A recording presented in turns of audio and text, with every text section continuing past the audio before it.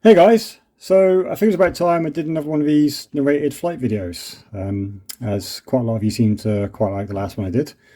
So here's a flight I did a couple of days ago now, and again flying the Heewing T1 because it's pretty much my favourite aircraft at the minute. And yeah, as you can see, it was a really nice day when I went flying. Lovely and warm day, and very little wind. I think it was about 10 mile an hour gusts. I actually haven't been able to get out flying very much recently because, even though we're coming into summer and, there's been a lot of warm days, they've all been very, very windy. This is actually one of the first days where the wind speed's been sort of low enough that I've been able to get out and fly. So, yeah, I'm making the most of it. So, on this flight, I am flying at one of my favourite flight locations, one that you've probably seen in a fair few of my previous videos, if you've been subscribed a while. It's a little location, a couple of miles away from where I live, right there on the coast, and I'm up on the cliff edge here. And I mean, just look at that scenery. I mean, this is such a great spot to fly. I've been flying here for a good couple of years now, and especially on a day like this, beautiful blue sky and the sea just looking like a mirror down there. Like, it's a really, really good spot. I'm not actually sure who owns the land. I've got a feeling it's a nearby farmer. In a little bit you'll see his farmhouse. I think he owns the land, and I think he's just quite easygoing, and he lets the public walk across the land and whatnot, and he lets us fly there as well.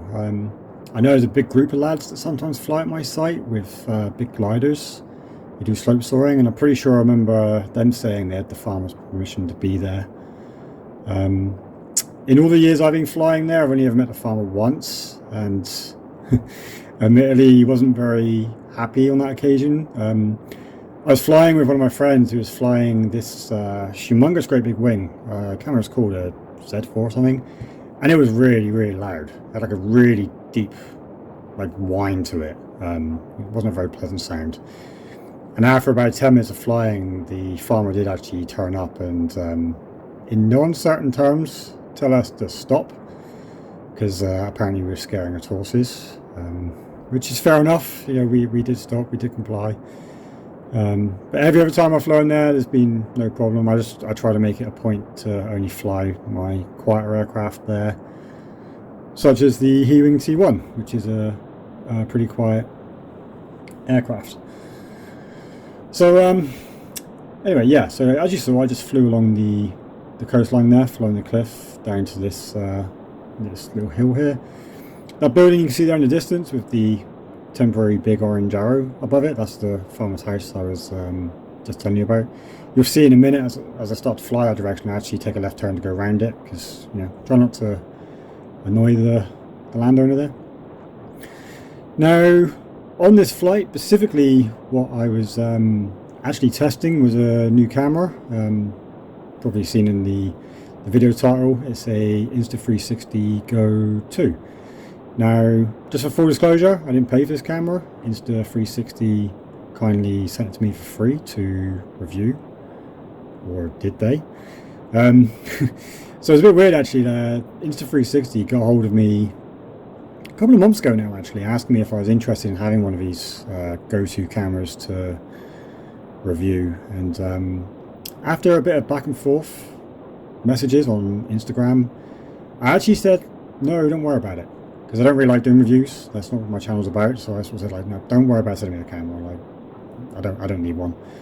To which they actually replied with, well, we're going to send you one anyway, and it's up to you whether you do a video or not. Which was very strange. So yeah, they sent me one and I've got it. So I'm actually under no obligation to do a video, but I figured I got it, I might as well stick it on the E-wing and try it out, and well, here we are. So yeah, I don't do reviews on this channel, but I will say that actually I do quite like the Insta360 GO2. So if you've seen some of my earlier Heewing videos, I had the Runcam Thumb on here, which is a very similar camera. The Insta360 GO2 is quite a lot more expensive than the Thumb. I think it's about 5 times more expensive. But I do have to say, it is probably, well, it is a better camera. For a start, the resolution's a lot more. I think the Thumb's only 1080p, whereas I think this one's 1440p. If it's not, I'll put it on the screen. But yeah, it's much higher resolution, and also the stabilization is, you know, clearly much better. The thumb uses gyroflow, which is perfectly good, but the algorithm that Insta360 uses for its stabilization, or maybe it's gyros, I don't know, but something is a lot better. Stabilization just looks a lot more smooth and cinematic with the GO2. Now I will just say that when you use the GO2, just the same as with the thumb, the stabilization is done post-process. It's not like a GoPro where the stabilization is done as recording. You do have to edit the footage afterwards. And when you do the stabilization, you have two options. You can either use normal flow state stabilization, which is where it keeps the horizon locked and level throughout the entire flight, or at least best it can. Or what I'm using is the FPV stabilization, where, as you can see here, as the aircraft turning, it does move the horizon a little bit while still stabilizing the footage quite a lot. And the reason I chose to use that stabilization is because I just think it looks a bit better. It looks a bit more natural. If you use just the flow state stabilization, the footage comes out looking so silky smooth, it almost looks like it was shot with a DJI Mavic or something. I quite like it like this, where, you know, you can actually see the aircraft sort of turning and winding, you know, through these trees and stuff. And as you'll see in a bit as well, when the aircraft sort of does a bit of acrobatics with the FPV stabilization, you can see the acrobatics, whereas with the normal flow state stabilization you don't. So yeah, that's why I've chosen to use that stabilization. Now, the Insta360 GO2 can only record for a maximum of 30 minutes, which, you know, that might be a bit of a killer for some people, especially us fixed wing guys, where a lot of our planes can fly for a lot longer than 30 minutes. And I think the reason for that is quite simply because the memory on the camera maxes out around 30 minutes, and you can't upgrade the memory. It's not an SD card, it's a built-in memory, so you are restricted to 30 minutes. So I wouldn't be using this camera on something like my Volantrix Ranger, which can stay in the air for, you know, probably hours.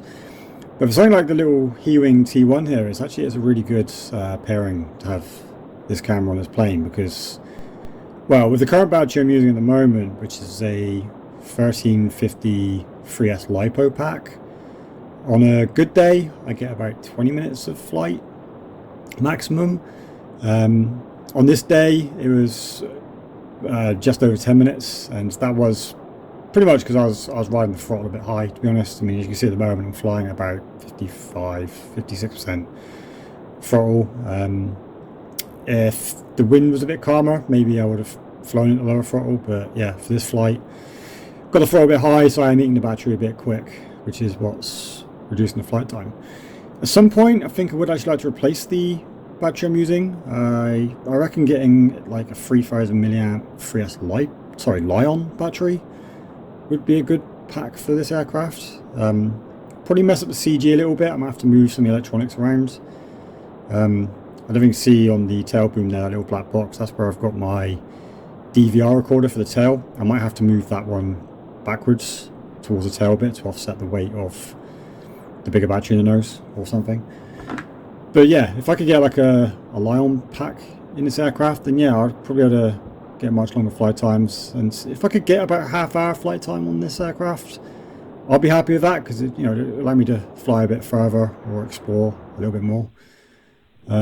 And yeah, it would be a good pairing with the Insta360 GO2, because that records for about 30 minutes, right? I don't know.